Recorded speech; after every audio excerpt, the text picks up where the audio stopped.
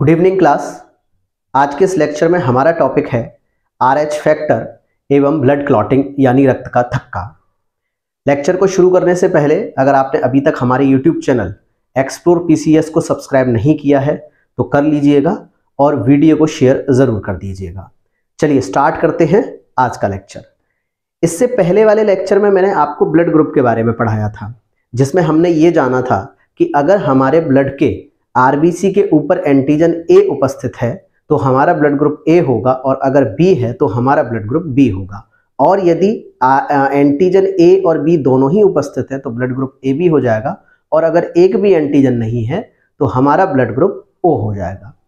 अब ऐसे में समस्या ये आती है कि फिर A पॉजिटिव और A नेगेटिव, B पॉजिटिव या फिर B नेगेटिव, इस तरह के जो ब्लड ग्रुप होते हैं वे क्या होते हैं। तो इस सबको समझने के लिए हमें RH फैक्टर को समझना पड़ेगा।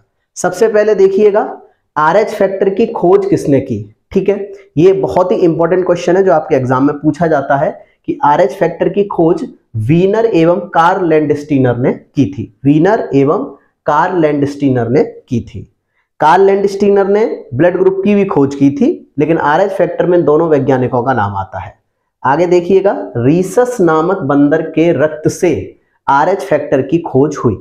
देखिए, हुआ कुछ यूं था कि वीनर नाम के वैज्ञानिक कुछ बंदरों पर उनके ब्लड का सैंपल लेकर उन पर परीक्षण कर रहे थे। तो उन्होंने एक बंदर की RBC को जब चेक किया तो उस पर उनको कुछ इस तरह की संरचना दिखाई दी, और जैसा कि मैंने आपको बताया था कि ये बिल्कुल देखने में कैसी लग रही है, A जैसी लग रही है। तो इस बंदर का जो ब्लड ग्रुप था, इन्होंने क्या बता दिया इस संरचना को देखकर कि इनका ब्लड ग्रुप क्या हो गया, A हो गया। इसके बाद इन्होंने एक दूसरे बंदर की RBC का सैंपल लिया, और जब उसके ब्लड सैंपल को देखा गया तो उनको उसके ब्लड की RBC के ऊपर यह संरचना तो दिखाई दी ही, लेकिन उसके साथ साथ उन्हें एक इस तरह के डब्बे जैसी संरचना भी दिखाई दी। अब इनकी खोपड़ी घूम गई, ये बोले भाई ये क्या बवाल है। फिर इन्होंने कोई इसको ब्लड ग्रुप का नाम नहीं दिया। फिर इन्होंने क्या किया, एक तीसरे बंदर का सैंपल लिया और वहां पर उन्हें कुछ इस तरह की संरचना दिखाई दी। ये इनके लिए बहुत आसान था, क्योंकि भाई इस तरह की संरचना कैसी है, B जैसी। मैं आपको ब्लड ग्रुप में पढ़ा चुका हूं, आप चाहें तो उस लेक्चर को देख सकते हैं। तो इसका नाम इन्होंने क्या रख दिया, तो भैया ये हो गया ब्लड ग्रुप B। अब एक अलग बंदर का जब उन्होंने सैंपल लिया तो उनको ये तो संरचना दिखाई दी, लेकिन इसके साथ साथ उन्हें ये डिब्बा फिर इसमें नजर आया। फिर इनके सामने वही समस्या कि भाई ये किस तरह का ब्लड ग्रुप है। तो इन्हें क्या लगा कि क्या ये सिर्फ इन्हीं बंदरों में है या सब में है। तो इन्होंने 200-300 बंदरों के जो क्या किए, ब्लड सैंपल ले लिए, और उन सब में भी इस तरह की समस्या उन्हें नजर आई। इसके अलावा AB में भी उनको प्लेन दिखा, और AB के साथ में भी उन्हें ये डब्बा दिखा, और O में भी उनको इस तरह के डब्बे की जैसी संरचना नजर आई। फिर उन्होंने कार्ल लैंडस्टीनर से संपर्क किया। कार्ल लैंडस्टीनर ने बोला कि यह परीक्षण आप एक बार मानवों पर भी कीजिएगा। फिर इंसानों के जब ब्लड सैंपल लिए गए और जब दोबारा से उनको देखा गया, उनका गहन अध्ययन किया गया, तब जाकर सेम यही चीज इंसानों में भी नजर आई।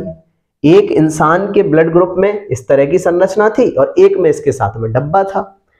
ऐसे ही किसी अन्य दूसरे के में इस तरह की संरचना थी तो उन्होंने ब्लड ग्रुप B कह दिया, लेकिन फिर ये डब्बा जैसी संरचना थी। बेसिकली ये था क्या, तो वीनर एवं कार्ल लैंडस्टीनर ने ये निर्णय लिया कि इस संरचना को, ये जो डब्बे जैसी जो संरचना है, इसको इन्होंने किसका नाम दिया, इन्होंने इसको RH फैक्टर का नाम दिया कि ये क्या है, RH फैक्टर है। और RH फैक्टर भी बेटा एक प्रकार की क्या होती है, एंटीजन होती है। जिस प्रकार A एंटीजन है, जिस प्रकार B एंटीजन है, उसी प्रकार RH फैक्टर भी एक प्रकार का क्या है, एंटीजन है, क्योंकि ये भी तो आपके ब्लड की RBC की सतह पर ऊपर पाई जाती है। अब जिस भी इंसान के ब्लड ग्रुप में RBC के ऊपर ये RH फैक्टर मौजूद था तो उसको क्या कह दिया इन्होंने, पॉजिटिव, और जिसके ऊपर नहीं था उसे क्या कह दिया, नेगेटिव। समझ आ गई बात। मतलब कि इस इंसान की अगर आप ब्लड की RBC की संरचना देखेंगे तो ये तो दिखाई दे ही रहा है, तो A हो गया, लेकिन ये डब्बा भी दिखाई दे रहा है, तो इसलिए जिसको हमने RH फैक्टर का नाम दिया है, तो इसका क्या हो जाएगा, ए पॉजिटिव। यानी जिस इंसान का ब्लड ग्रुप ए पॉजिटिव है तो उस पर एंटीजन ए भी होगा और RH फैक्टर भी मौजूद होगा, और जिस पर ये नहीं है उसका क्या हो जाएगा, ए नेगेटिव। समझ आ गई बात? मतलब RH फैक्टर यदि अवेलेबल है तो पॉजिटिव यानी ए पॉजिटिव, और अगर नहीं है तो ए नेगेटिव। सेम इसी चीज को हम यहां देखते हैं, यहां पर एंटीजन बी तो है मगर RH फैक्टर नहीं है तो बी नेगेटिव, और यहां पर ये तो है और RH फैक्टर भी है साथ में, तो ये क्या हो जाएगा, बी पॉजिटिव। सेम इसी प्रकार AB में भी यदि ये RH फैक्टर होगा तो AB पॉजिटिव, नहीं होगा तो AB नेगेटिव, और O में क्या होगा, O में भी अगर RH फैक्टर है तो O पॉजिटिव और नहीं है तो O नेगेटिव। इस तरह से अगर आप देखेंगे तो 8 तरह के ब्लड ग्रुप एग्जिस्ट करते हैं, A positive, A negative, B positive, B negative, A B positive, A B negative, O positive and O negative. लगभग 80 से 85% लोगों की आरबीसी में, उनके ब्लड की आरबीसी में RH फैक्टर मौजूद होता है। ठीक है, अब देखिएगा रीसस नामक बंदर के रक्त से, इसका नाम इसीलिए RH फैक्टर रखा गया था क्योंकि रीसस, RHESUS, रीसस, उसमें से RH ले लिया और इसको नाम क्या दिया गया, RH फैक्टर दिया गया, क्योंकि जिन बंदरों पर यह परीक्षण चल रहा था वो रीसस प्रजाति के बंदर थे, रीसस प्रजाति के मंकी थे। ठीक है, इतनी बात समझ में आ गई आपको? चलिए, तो RH फैक्टर के आधार पर अगर हम देखते हैं तो हमारे कितने प्रकार के ब्लड ग्रुप हैं, 8 प्रकार के blood group, A positive, A negative, B positive, B negative, A B positive, A B negative, O positive, O negative. ठीक है, RH फैक्टर है तो पॉजिटिव और अगर RH फैक्टर नहीं है तो नेगेटिव। चलिए, अब जरा ये देख लेते हैं कि यदि पिता और माता का RH फैक्टर पॉजिटिव या नेगेटिव हो तो संतान पर इसका क्या प्रभाव पड़ता है। एक बार जरा इस पर भी नजर डाल लेते हैं। यदि पिता का RH फैक्टर पॉजिटिव है और माता का भी RH फैक्टर पॉजिटिव है तो संतान का RH फैक्टर पॉजिटिव होगा। यदि पिता का RH फैक्टर नेगेटिव है और माता का भी नेगेटिव है तो संतान का RH फैक्टर नेगेटिव होगा। यदि पिता का RH फैक्टर नेगेटिव है और माता का पॉजिटिव है तो संतान का भी RH फैक्टर क्या होगा बेटा, पॉजिटिव होगा। चौथी कंडीशन पे अभी हम बात करते हैं, पहले इन 3 कंडीशन को देखते हैं। आप इन 3 कंडीशन को देख रहे हैं तो आपको इसमें एक कॉमन चीज बड़ी नजर आ रही होगी, ये जो संतान का RH फैक्टर होता है ये मदर डोमिनेंट होता है, मतलब माता का प्रभावी होता है। देखिए, माता में पॉजिटिव है तो संतान में पॉजिटिव है, माता में नेगेटिव है तो संतान में नेगेटिव है, और अगर माता में पॉजिटिव है तो संतान में भी पॉजिटिव आपको दिखाई दे रहा होगा। मतलब जो RH फैक्टर होता है संतान का वो मदर डोमिनेंट होता है। चौथी कंडीशन है, ये थोड़ी सी विषम परिस्थिति हो जाती है। यदि गलती से पिता का RH फैक्टर पॉजिटिव हो गया और माता का RH फैक्टर नेगेटिव हो जाता है तो संतान का RH फैक्टर पॉजिटिव होगा, यहां पर फादर डोमिनेंट हो जाएगा, और ऐसी स्थिति में क्या बोलते हैं, एक इरिथ्रोब्लास्टोसिस फिटेलिस नामक रोग हो जाता है। यह स्थिति बड़ी ही गंभीर स्थिति है। यदि पिता का RH फैक्टर पॉजिटिव है और अगर माता का RH फैक्टर नेगेटिव है तो ऐसी स्थिति में संतान का RH फैक्टर पॉजिटिव होगा, और इस स्थिति को इरिथ्रोब्लास्टोसिस फिटेलिस कहते हैं। इसका मतलब यह होता है कि पहली संतान, मां के गर्भ से जन्म लेने वाली पहली संतान तो आसानी से जन्म ले लेती है, लेकिन उसके बाद की जो संतान होती है उसकी मृत्यु हो जाती है, या फिर उसके बाद वाली और उसके बाद वाली उसकी क्या हो जाती है, मृत्यु हो जाती है। इसलिए इसको क्या कहते हैं, इरिथ्रोब्लास्टोसिस फिटेलिस। यानी इरिथ्रोसाइट्स किसके लिए प्रयोग करते हैं, मैंने बताया था आपको ब्लड ग्रुप में आरबीसी के लिए, जब मैंने ब्लड एंड ब्लड कंपोनेंट्स पढ़ाए थे उस वाले लेक्चर में मैंने आपको बताया था। तो यहां पर इरिथ्रोसाइट्स यानी आरबीसी ब्लास्ट कर जाती है, इस स्थिति को हम इरिथ्रोब्लास्टोसिस फिटेलिस कहते हैं। ठीक है, तो RH फैक्टर यदि पिता का पॉजिटिव और माता का नेगेटिव है तो ऐसी स्थिति को क्या बोलते हैं, इरिथ्रोब्लास्टोसिस फिटेलिस। ये क्वेश्चन एग्जाम में खूब पूछा जाता है, कई बार पूछा जाता है। ठीक है, तो ये था आपका RH फैक्टर और माता या पिता में यदि RH फैक्टर है तो संतान में किस तरह का RH फैक्टर होगा, और एक विषम परिस्थिति के बारे में भी हमने बात करी। इसलिए कहा जाता है कि विवाह से पहले यदि जिन लड़का लड़की का विवाह हो रहा है, जो पति पत्नी बनने जा रहे हैं, उनका यदि ब्लड टेस्ट हो जाए और उसमें RH फैक्टर की जांच करना बहुत ही आवश्यक होता है और इस स्थिति से बचा जा सकता है। लेकिन आजकल मेडिकल में बहुत ज़्यादा टेक्निक्स, बहुत ज़्यादा मेडिसिन आ गई हैं, तो इस स्थिति को भी क्या किया जाता है, कवर अप किया जाता है, इसको बचाया जाता है इससे भी। ठीक है, तो यहाँ पर हमने क्या देखा RH फैक्टर के बारे में। चलिए अब देखते हैं कि रक्त का थक्का कैसे जमता है, यानी ब्लड क्लॉटिंग कैसे होती है। देखो, ये जो ब्लड क्लॉटिंग का प्रोसेस है ना, रक्त का थक्का जमना, ये कोई आसान प्रक्रिया नहीं है, ये एक बहुत ही जटिल प्रक्रिया है। It's a very complex process. ऐसा नहीं कि आपको चोट लगी और आपके ब्लड निकल रहा है, थोड़ी देर में हवा लगी और आपने देखा ओह ब्लड क्लॉटिंग हो गई, रक्त का थक्का जम गया।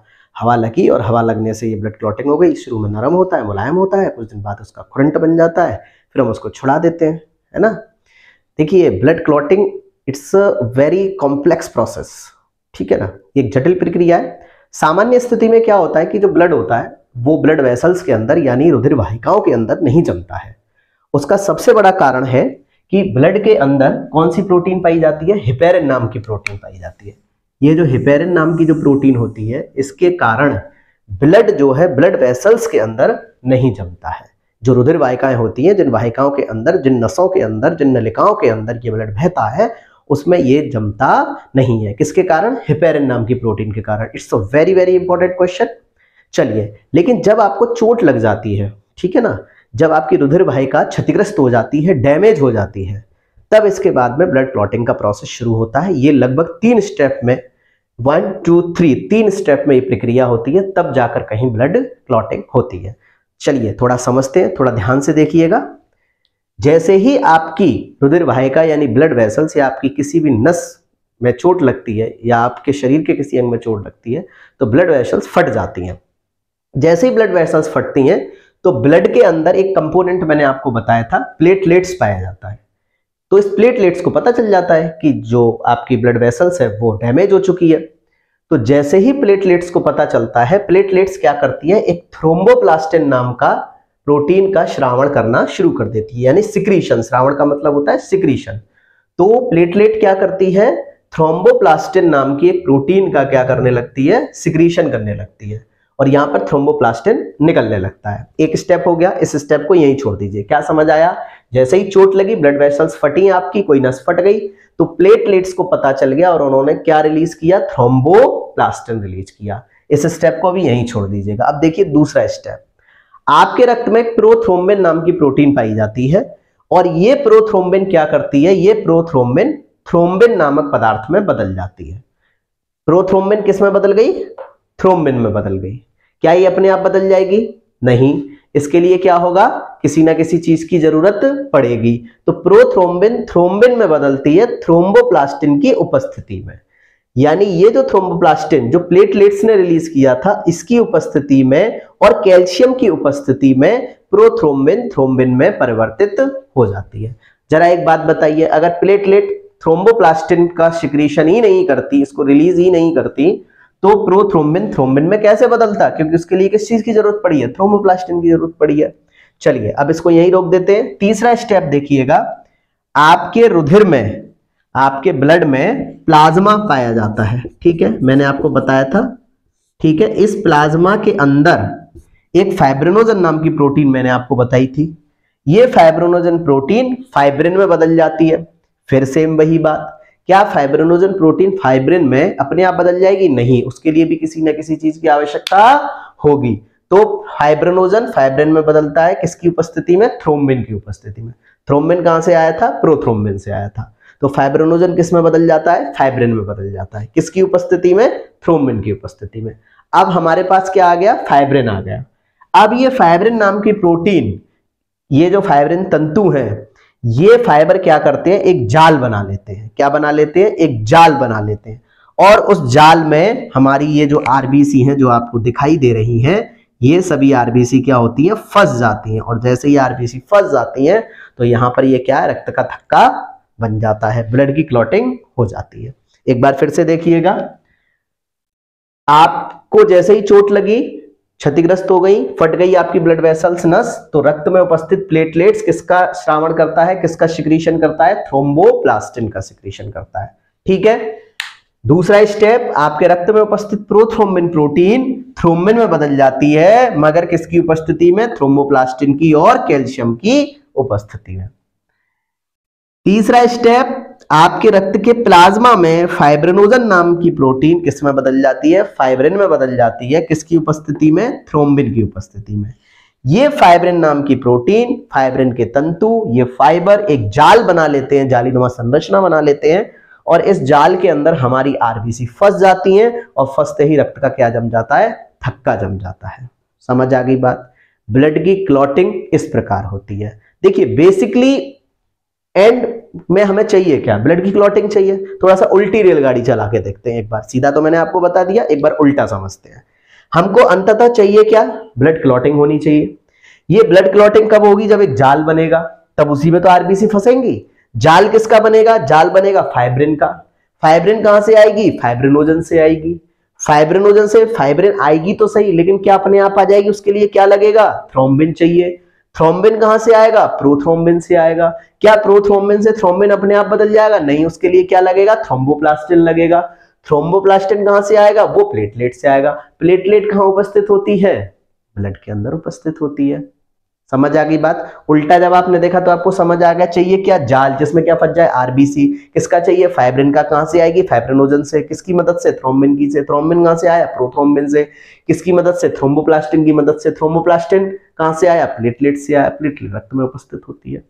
तो ये हमारी क्या है, एक प्रकार की ब्लड क्लॉटिंग की प्रक्रिया है। आपको इसको सीधा ही समझना है, पहले ये स्टेप होता है, फिर ये स्टेप होता है, फिर ये तीसरा वाला स्टेप होता है। अब आपके माइंड में एक चीज आ रही होगी कि भैया ये ब्लड क्लॉटिंग होना जरूरी क्यों। देखिए अगर आपको चोट लगती है और अगर आपको ब्लड क्लॉटिंग नहीं होती है, तो ये अगर आपकी ब्लड क्लॉटिंग नहीं होती है, रक्त का थक्का नहीं जमता है, तो आपको रक्त बहता चला जाएगा। और एक आम आदमी में लगभग 5 से 5.5 लीटर या 6 लीटर ब्लड होता है। कुछ ही देर में सारा रक्त निकल जाएगा और व्यक्ति की मृत्यु हो जाएगी। मोस्ट ऑफ दी जब एक्सीडेंट्स हो जाते हैं, रोड एक्सीडेंट्स हो जाते हैं, तो डॉक्टर के का मुख्य कार्य यही होता है कि कहीं इंटरनल ब्लीडिंग तो नहीं हो रही है या एक्सटर्नल ब्लीडिंग तो नहीं हो रही है। इंटरनल ब्लीडिंग का पता करना थोड़ा डॉक्टर के लिए मुश्किल होता है, वो ब्लड प्रेशर के माध्यम से इसका पता करते हैं। ब्लड प्रेशर क्या होता है, इसको आगे अभी हम ब्लड सर्कुलेटरी सिस्टम जब आपको पढ़ाएंगे, रक्त परिसंचरण तंत्र और हृदय की संरचना, उसमें हम आपको डिटेल में बताएंगे। तो एक्सटर्नल ब्लीडिंग में भी बहुत एक्सेसिव ब्लीडिंग न हो जाए, इसके लिए रक्त का थक्का यानी ब्लड क्लॉटिंग होना बहुत ज्यादा जरूरी होता है। और क्या लिखा हुआ है, सबसे जरूरी बात कि ब्लड क्लॉटिंग में विटामिन के सहायक होती है। विटामिन में आपको पढ़ाऊंगा डिटेल में, A B C D E के, ये मुख्य विटामिन होती है। उसमें एक विटामिन होती है विटामिन के। विटामिन के रक्त का थक्का जमाने में बहुत हेल्पफुल होती है। परीक्षा में पूछा जाता है कि ब्लड क्लॉटिंग में रक्त का थक्का जमाने में कौन सी विटामिन सहायक होती है, तो विटामिन के ब्लड क्लॉटिंग के लिए बहुत ज्यादा सहायक होती है। आज के इस लेक्चर में हमने RH फैक्टर के बारे में पढ़ा, जिसके आधार पर हमारे ब्लड ग्रुप पॉजिटिव और नेगेटिव होते हैं, और इसी के साथ साथ हमने रक्त का थक्का यानी ब्लड क्लॉटिंग के बारे में पढ़ा। अगर इस टॉपिक से रिलेटेड कोई भी क्वेरी हो, आप प्लीज कमेंट करिएगा, और अगर वीडियो अच्छा लगा हो तो लाइक करें और इसको शेयर जरूर कर दीजिएगा। Thank you.